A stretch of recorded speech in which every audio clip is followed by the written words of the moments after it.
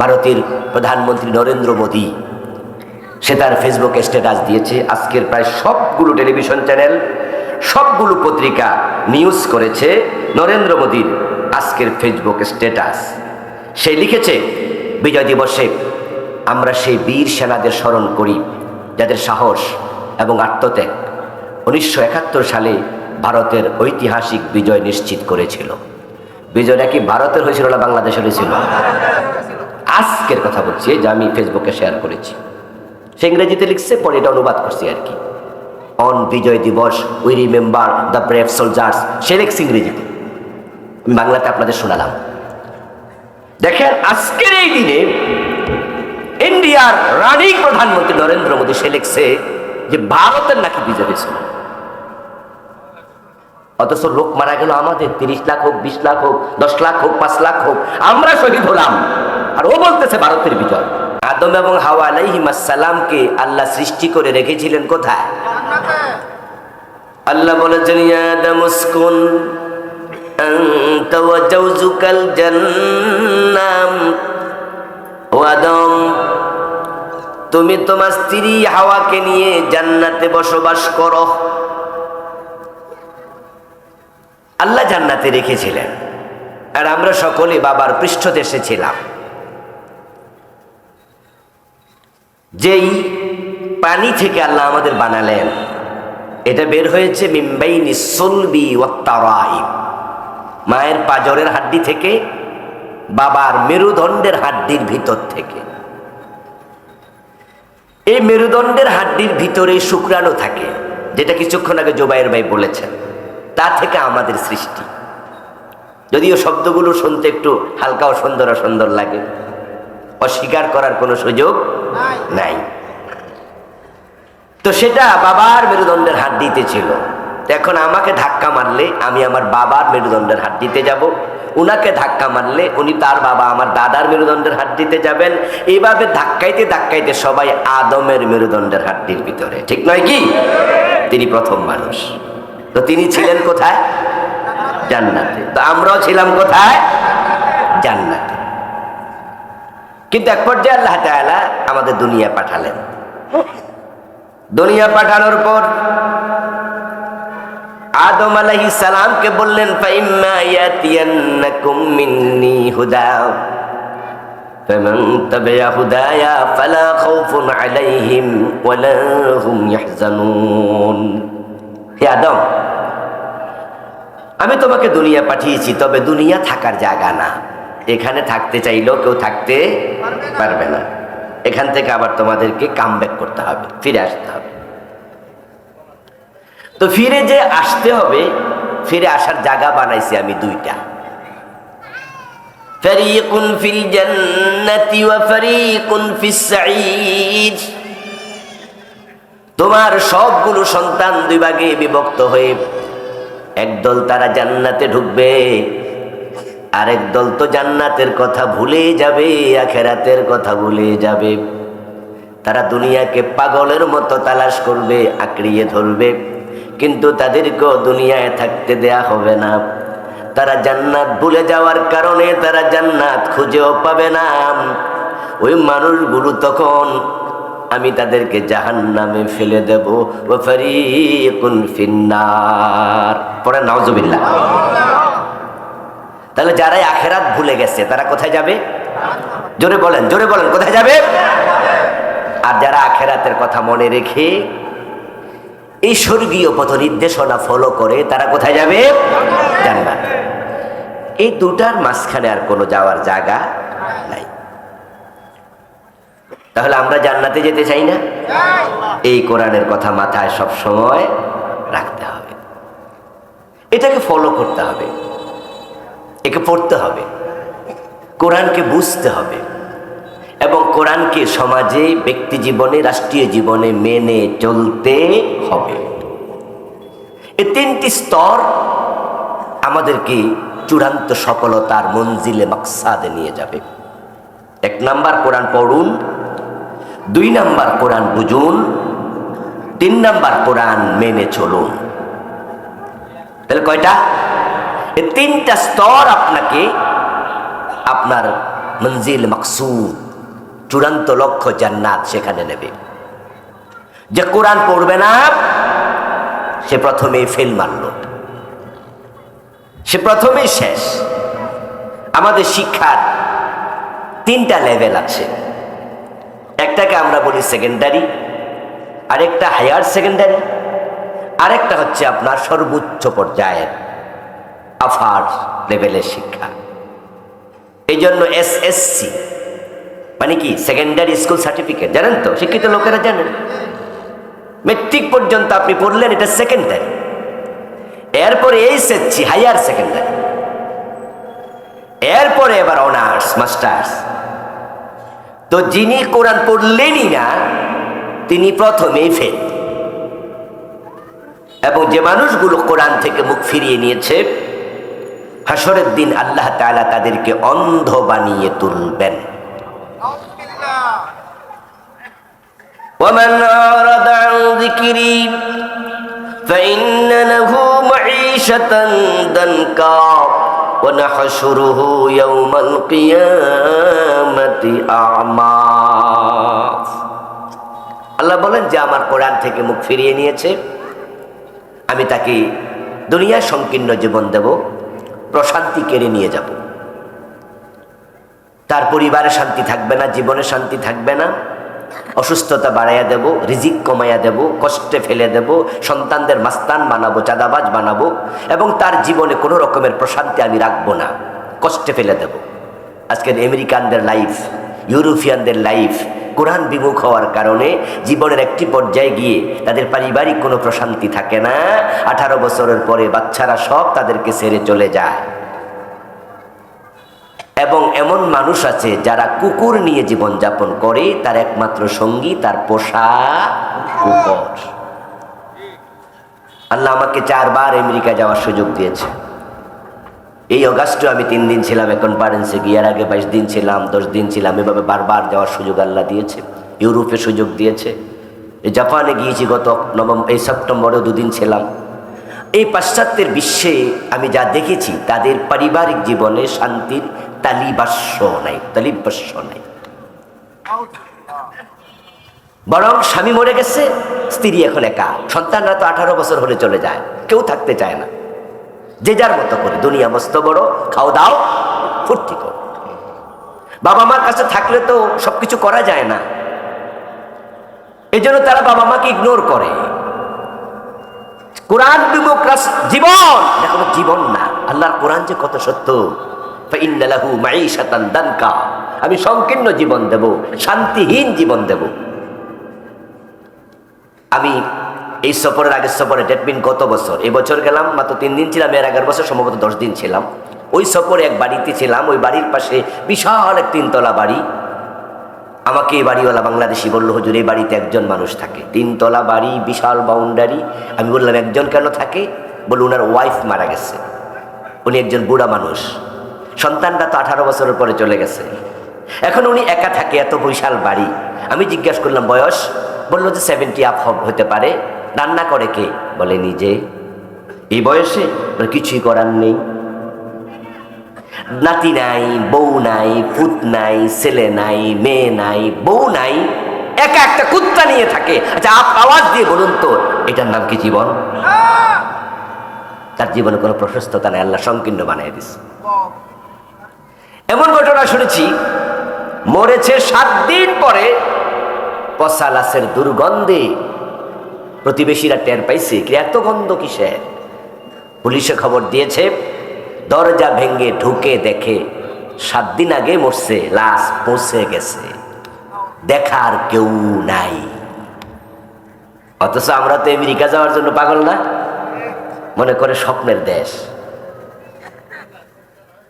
সময় আজকে কম, তাই কার গুজারি শোনাতে পারবো না তাদের জীবনের। এটা হচ্ছে আল্লাহর কথা। কোরআন থেকে মুখ ফিরাবো, উপায় নাই। বাংলাদেশে বুড়া মা বাবাকে ওল্ড হোমে রেখে আসে, বৃদ্ধ নিবাসে রেখে আসে। এখন বাংলাদেশেও এমন বৃদ্ধ নিবাস গড়ে উঠেছে কয়েকশো।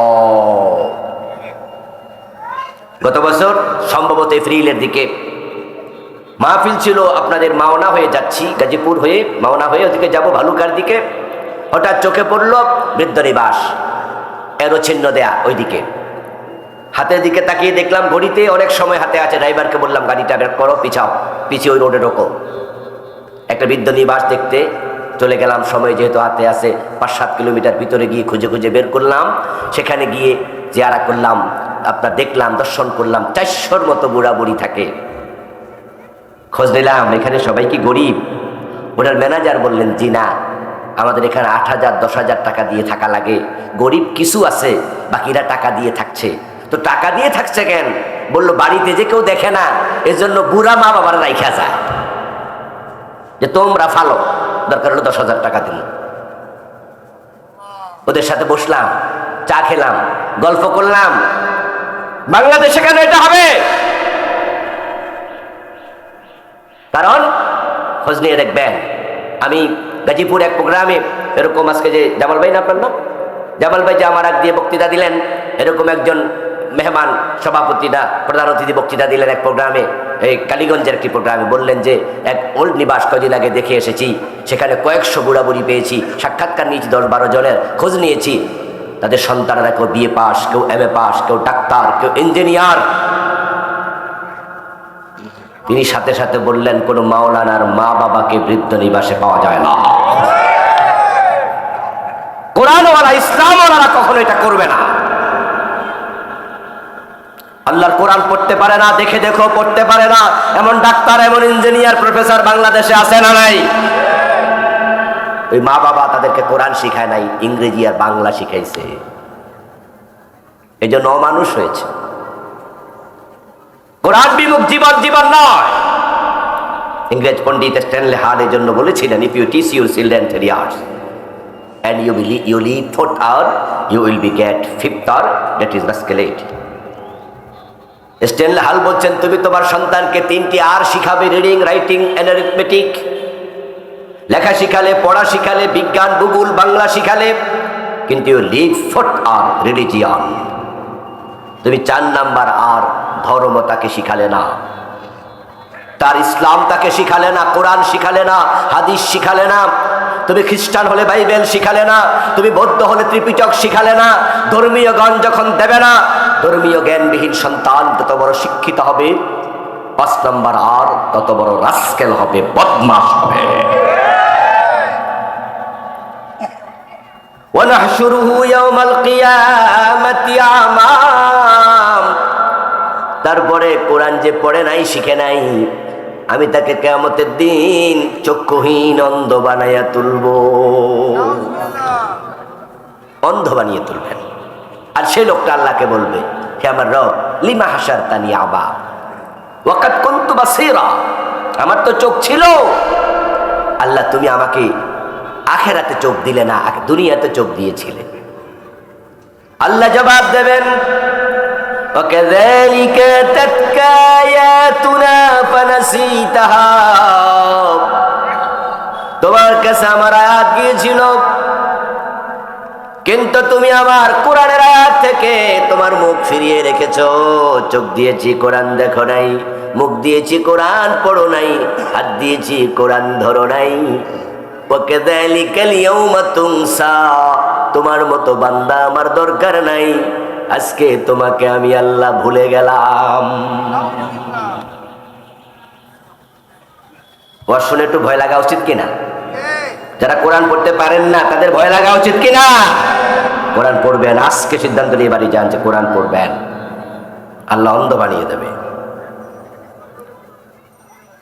وقال الرسول يا رب إن قوم اتخذوا هذا القرآن مهجورا। রাসূল বলবে, আল্লাহ আমার উম্মতের, আমার বংশের, আমার গোত্রের, আমার লোক উম্মত দাবি করছে, আমার উপর বিশ্বাসও করছে, কিন্তু আমার রেখে আসা কোরআন রে পরিত্যাগ করছে। আল্লাহ অমক অমক এ কোরআন জীবনে গ্রহণ করে নাই, পড়ে নাই, বোঝে নাই, মানে নাই। আমি নবী তার বিরুদ্ধে আজকে বিচার দিলাম, তুমি বিচার করো। নবীজি কিছু লোকের বিরুদ্ধে মামলা দেবে। আমরা তো আজীবন রাসূলের শাফাআতের ওয়াজ শুনছি, রাসূল সুপারিশ করে বেহেশতে নেবে। আর কোরআনে আল্লাহ বলে রাসূল কিছু লোকের বিরুদ্ধে মামলা দেবে। তাহলে যারা আমরা কোরআন থেকে দূরে আছি তারা মামলার আসামি হওয়া লাগবে। আমরা কি রাসূলের মামলার আসামি হতে চাই নাকি শাফাআত চাই? কথা বলুন। নবীজির সুপারিশ দরকার আছে। কোরআন থেকে দূরে থাকবেন না, কোরআনের কাছে। তাহলে আমরা কোরআন পড়ব, শুধু পড়লে চলবে? কোরআন কি আল্লাহ কি বলেছে বোঝা লাগবে না? তাহলে আমরা অর্থ সহ পড়ব, বুঝবো। বুঝার পরে দায়িত্ব শেষ নাকি মানা লাগবে? ডাক্তার প্রেসক্রাইব করেছে আপনার জ্বর, তো ডাক্তার লিখেছে নাফা এক্সট্রা এস প্লাস 3 বেলা 3টা। ডাক্তারের কাছে গেলেন, প্রেসক্রিপশনও আনলেন, ঔষধও কিনলেন, এবার ঘরে ফেলে রাখবেন, জ্বর যাবে তো? তাহলে আমরা প্রত্যেকে বুঝবো যে এটাই নিয়ম, যে আমি ওষুধও আনবো, আবার এটা সেবন বিধি ফলো করে এটা আমি সেবন করব। এখন বাংলাদেশে কোরআন আলহামদুলিল্লাহ আমরা অনেকে পড়েছি, এখানে অনেকে কোরআন পড়া লোক। আমরা আলেমরা কোরআনের 30 পারার অর্থ জানি, আমরা তাফসীর জানি, আপনারাও অনেকে পড়েছেন। কিন্তু কোরআনে আছে চোর ধরে হাত কাটো, আসেনি? যারা জানেন তারা হ্যাঁ না গুলো বলেন। চোর ধরে হাত কাটার আইন কোরআনে আছে কিনা? 54 বছর আমরা কয়বার মেনেছি? তাহলে ওষুধ আনলাম কিন্তু সেবন করলাম না। জেনা করলে 100 বেত লাগাতে হবে, এই আইন কি আল্লাহর কোরআনে আছে না নাই? বাংলাদেশে জেনা ব্যভিচার নাই? 100 বেতের রায় ফয়সালা কোন আদালত কি 54 বছরে দিয়েছে? দিল না। কোরআনে আছে ইনিল হুকমু ইল্লা লিল্লাহ, আল্লাহ ছাড়া কারো হুকুম চলবে না। ইনিল হুকমু ইল্লা লিল্লাহ, হুকুম শুধু আল্লাহর, আইন শুধু আল্লাহ। অন্য আয়াতে বলছেন আলা লাহুল খালকু ওয়াল আমরু, সাবধান সৃষ্টি যার, আইন চলবে শুধুই তার। শব্দটা আরো একটু শক্ত না? এবার আপনারা বলুন তো সৃষ্টি কার? প্লিজ জোরে, সৃষ্টি কার? আইন চলবে কার? 54 বছরে আল্লাহর আইন চলছে না ব্রিটিশ আইন? তো আল্লাহর আইন থাকতে যারা আল্লাহর আইনকে ইগনোর করলেন, ফাঁসে ঠেলে রাখলেন, মুখ ফিরিয়ে নিলেন, উপায় নাই, অন্ধ হবেন, রাসূলের মামলাও খাবেন। তাই আমরা আল্লাহর কিছু বান্দা আছি, গত 17 বছর আওয়ামী লীগের আমলে অ্যারেস্ট হয়েছি, আমরা জেলে গিয়েছি, ফাঁসিতে ঝুলেছি। আলেমদেরকে অ্যারেস্ট করে নাই? আমারও 3 বার করছে, আপনাদের কিশোরগঞ্জ থেকে 1 বার করছে। জেলে নিয়েছে কত আলেমকে, কত আলেমকে ফাঁসিতে ঝুলাইছে। তারপরও কিন্তু একটা কথা আমরা বলেই গেছি, আল্লাহ ছাড়া কারো আইন মানি না, মানি না, মানি না।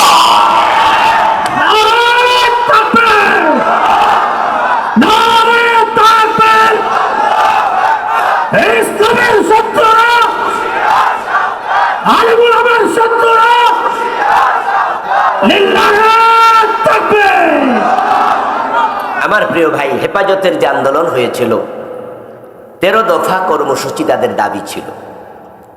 শাপলার চত্বরে যে গুলি করে আলেমদেরকে মারল, আমরা তো ইতিহাস তাড়াতাড়ি ভুলে যাই, এটা আমাদের একটা বদ স্বভাব।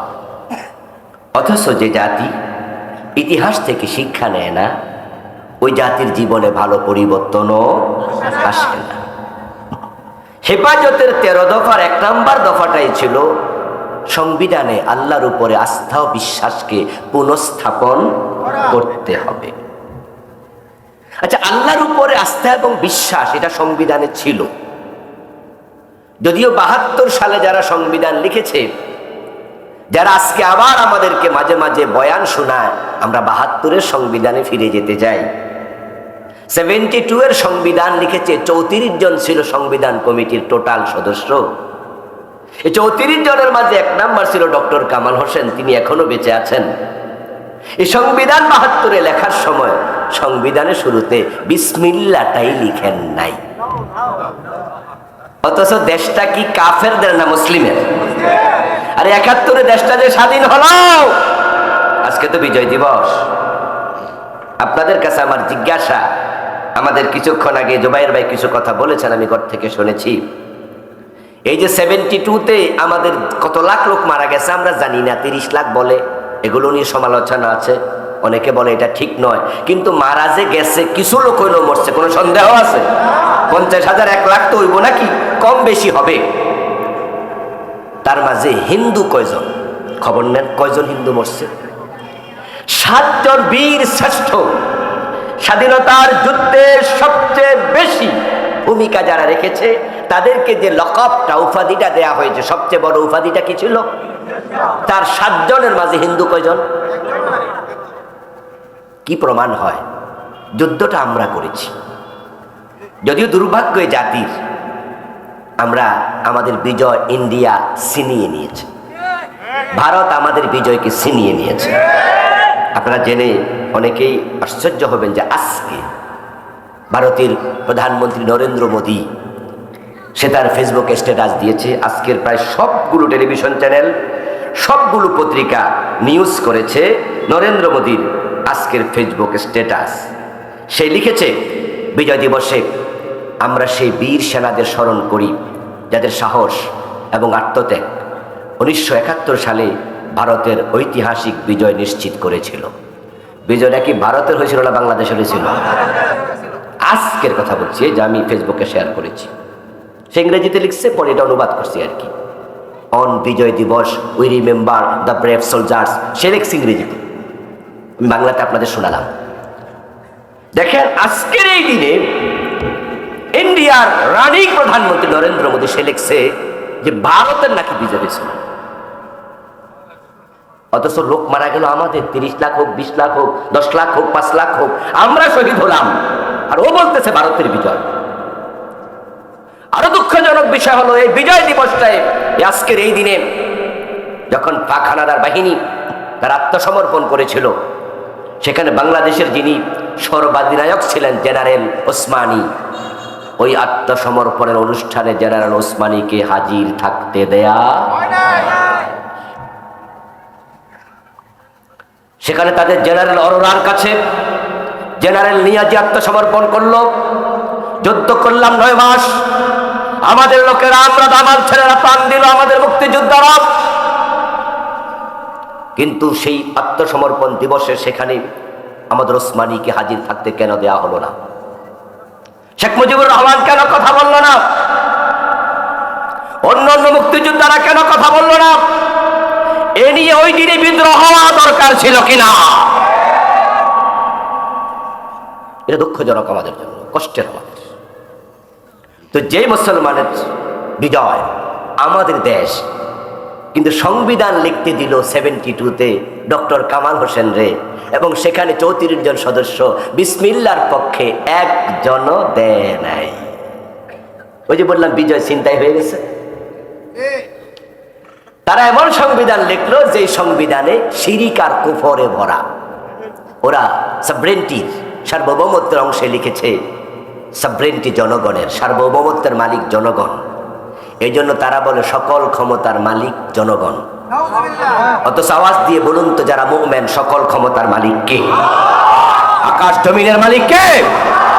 আমরা কি মালিক না মালিকের গোলাম? দেখছেন কিভাবে সংবিধানের ভিতরে শিরিক ঢুকাই দিল।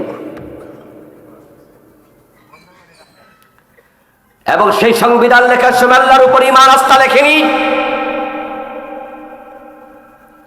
পরবর্তী সরকার শহীদ প্রেসিডেন্ট জিয়াউর রহমান সাহেব এসে কর্মী সমর্থকও আছেন, কষ্ট নেবেন না, আমি আপনাকে আপনার দলকে ইন্ডিকেট করে নয়, বোঝানোর জন্য বলছি। আচ্ছা, আওয়ামী সরকার যে এসে আবার আল্লাহর উপর আস্থা বিশ্বাস বাদ দিল, আপনাদের কাছে আমার জিজ্ঞাসা, আল্লাহর উপর আস্থা বিশ্বাস বাদ দিলে ঈমান থাকে? ঈমান থাকে? তো মুসলমান দেশের সংবিধান এটা বাদ দিবা কেন? আল্লাহর উপর আস্থা বিশ্বাস কি কারো ক্ষতি করছে? দেশের উন্নতিতে বাধা দিছে? তো কেন? ওই যে বললাম বিজয় ছিনতাই হয়ে গেছে। ইন্ডিয়া চাচ্ছে না এই দেশে বিসমিল্লাহ থাকুক, ইন্ডিয়া চাচ্ছে না আল্লাহর উপর আস্থা বিশ্বাস থাকুক, বিসমিল্লাহ চায় নাই, ডক্টর কামালকে বসাইছে। এমন সংবিধান বানাইছে যে সংবিধানে শিরিক আছে, সংবিধানে কুফর আছে। এবং আমাদের কোরআন হচ্ছে আমাদের সংবিধান, আমাদের কিতাবের নাম আইনের কিতাব। এখানে আছে চোর ধরে হাত কাটো। তারা ব্রিটিশ ল ফলো করে তারা আইন ঢুকাইছে চোর ধরে জেলে দাও। আমার কোরআনে আছে জেনা করলে 100 বেত লাগাও, বিবাহিত জেনা করলে তাকে পাথর মেরে হত্যা করো, তাহলে সমাজে দেনা থাকবে না, ব্যভিচার থাকবে না, দর্শন থাকবে না। আমার মা আমার বোন রাতের বেলা একা একা হাঁটবে, নিরাপত্তা পাবে, কেউ তার দিকে চোখ তুলে তাকাতে সাহস করবে না।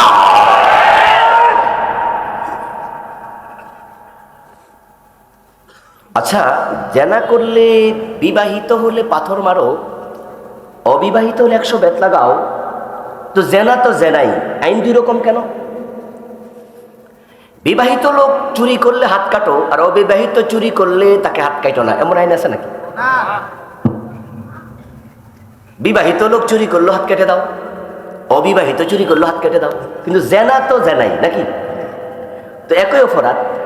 তো পুরুষ বিবাহিত হলে, মহিলা বিবাহিত হলে তাকে পাথর মারো, আর অবিবাহিত হলে পাথর মারো না, 100 বেত লাগাও। এটা পাতলা, ওটা খুব গাঢ়। কারণ কি? তাহলে বুঝতে হবে কোনো কারণ। মনে রাখবেন, অবিবাহিত ছেলেরা যখন প্রেম করে তখন তারা জেনা পর্যন্ত পৌঁছতে সময় লাগে। অবিবাহিত মেয়েরা যখন প্রেম করে তখন জেনা পর্যন্ত পৌঁছতে সময় লাগে। রাস্তায় হেঁটে যাওয়া কোনো সুন্দরী মেয়ের দিকে অবিবাহিত ছেলে যদি নজর দিয়ে তাকায়, অবিবাহিত ছেলে প্রেমের নজরে তাকায় যে মেয়েটার সাথে গেলে একটু হাই হ্যালো কেমন আছো আই লাভ ইউ এরকম করতে করতে 2 দিন 5 দিন 7 দিন 10 দিন 6 মাস 1 বছর চলে যাবে। ওই মেয়ের গায়ে হাত দিতে সময় নেবে, উদ্দেশ্য প্রেম করা, আস্তে ধীরে বিয়ে করা। আর বিবাহিত লোক যদি কারো দিকে তাকায়, কোনো মেয়ের দিকে, সে জেনার নজরে তাকায়। তার তো ঘরে বউ আছে, প্রেম করার কি আছে? কথা কি বোঝেন? তাহলে বিবাহিত লোককে এই জন্য ইসলাম বলছে পাথর মেরে হত্যা করবা। বিবাহিত লোকদের কারণে মেয়ের আদর্শিতা বেশি হতে পারে, কারণ তার উদ্দেশ্যই খারাপ থাকে পরনারীর দিকে তাকাইলে। আর যখন ইসলামের আইন এস্টাবলিশ হয়ে যাবে আর জানবে যে জেনা করলে পাথর মারবে, ঠান্ডা পানি খাবে, 100 বেতের কথা শুনলে পোলাপান তারের মাথা সোজা হয়ে যাবে, আমার দেশের মায়েরা বোনেরা নিরাপত্তা পাবে সর্বোচ্চ ভাবে। কিন্তু 72-তে যখন সংবিধান লিখে, ফৌজদারি বিধানের জায়গায় তারা যে সংবিধানের আইনগুলো এলাও করছে, সেখানে হয়েছে মিউচুয়াল সেক্স। মিউচুয়াল সেক্স যদি হয়, ছেলে মেয়ে দুজন রাজি থাকে, তাহলে জেনা করলে কোনো বিচার নাই। আমাদের দেশের আইনের কথা বলছি। যদি মেয়ে ছেলের বিরুদ্ধে অভিযোগ না করে, যেমন আপনি ধরেন আদালতে গিয়ে বললেন বা থানায় গিয়ে বললেন যে আমি দেখেছি আমাদের বাড়ির পাশে অমুক ছেলে অমুক মেয়ে তারা জেনা করছে। তো আদালতে যিনি আছেন বা পুলিশের যিনি আছেন ওসি, উনি বলবেন যে ভাই, তো আপনি দেখলে আমনে আইছেন কেন? যে মেয়ের সাথে জেনা করছে ওই মেয়ে এনা বিচার দিব। তখন বললো যে না ভাই, মাইয়া তো বিচার দিব না, মাইয়া তো রাজি। তখন পুলিশ বলবে মেয়ে রাজি হইলে আমার কি? মিয়া বিবি রাজি ক্যা করেগা কাজী। দেখেন আমার দেশের আইন। আপনি রাস্তায় দাঁড়িয়ে মদ খাবেন, পুলিশ দেখতে ধরে নিয়ে যাবে, ঠ্যাঙ্গারি মারবে, থানায় নেবে, পিটাবে, তারপরে জেলে দেবে, 6 মাস 3 মাস জেল হয়ে যাবে। কিন্তু হোটেল সোনার গায়ে গিয়ে মদ খাইলে কোনো জেল হয়? পুলিশ ধরতে যায়, কারণ সেখানে সরকার অনুমোদন দিয়েছে। এই জন্য মাদক নিয়ন্ত্রণ অধিদপ্তর আছে, মাদক নির্মূলের কোনো অধিদপ্তর নাই। আপনারা জানেন কি? জানেন কি বাংলাদেশে মাদকের বিরুদ্ধে সরকারের যে অবস্থান, তাদের অফিসের নাম হলো মাদক নিয়ন্ত্রণ অধিদপ্তর। আচ্ছা আপনারা বলুন তো, আমরা মাদক নিয়ন্ত্রণ চাই না নির্মূল চাই? তো নির্মূলের কোন অধিদপ্তর বাংলাদেশে? তো ওই নিয়ন্ত্রণের অধীনে hotel Sheraton, hotel Sonargaon, hotel Radisson, ওখানে মদের বারের অনুমতি আছে। ধনির দুলালেরা সেখানে মদ খাবে, মেয়ে নিয়ে নাচবে, পুলিশ ধরতে যাবে না। এই হলো আমার সোনার বাংলাদেশের আইন। তাহলে কি হলো রেজাল্ট? মুসলমান সংবিধান লিখেছে, আল্লাহর কোরআন ইগনোর করেছে। আমি শুরুতে বলেছি কোরআন পড়বা না, কোরআন বুঝবা না, কোরআন মানবা না, আল্লাহ অন্ধ বানিয়ে তুলবে। নবীজি মামলা দেবে। যদি নবীজির মামলা থেকে বাঁচতে চান, শাফাত পেয়ে জান্নাতে যেতে চান, অন্ধ হয়ে না উঠে চোখ নিয়ে হাসরের ময়দানে উঠতে চান, কে কি বললো কে কি করলো দেখা দরকার নাই। আল্লাহর কোরআন ছাড়া কারো পক্ষে থাকা যাবে না। কোরআন ছাড়া কিছু বুঝি না, কোরআন ছাড়া কিছু মানি না, এই ঘোষণা সকল মুসলমানের দেয়া দরকার আছে না নাই? কে কে দিতে রাজি আছেন হাত তুলে দেখান। নারায়ে তাকবীর। হাত নামান। ঘোষণা এখানে যেন শেষ হয়ে না যায়। শাপলা চত্বরে আমাদের গুলি করেছে, আমরা থেমে যাইনি। ফাঁসি দিয়েছে আল্লামা সাঈদীর মতো লোকটাকে 13 বছর জেলে রেখেছে। আলেমরা কি ভয় পেয়ে থেমে গেছে? আমরাও 17 বছরও কথা বলা বন্ধ করিনি। আজকেও বলছি, আগামী দিনও বলবো। এখন বলা সহজ হতে পারে, আগামী দিনে সহজ পরিবেশ নাও থাকতে পারে। যদি কঠিন হয়ে যায়, আমাদের মুখ দিন কায়েমের আগ পর্যন্ত কেউ বন্ধ করতে পারবে না। কারণ আমরা আল্লাহকে ভয় করি, আমরা জান্নাতের প্রত্যাশা করি। এ কোরআন হচ্ছে divine guide book, divine guidance. আমরা কোরআনের কাছে যেতে চাই। তুমি আল্লাহ কবুল করো, বলেন আমিন। আগামীর বাংলাদেশ কোরআনের বাংলাদেশ হোক, চান তো? ইয়েস। সুযোগ এসেছে, এবার সুযোগ কাজে লাগান।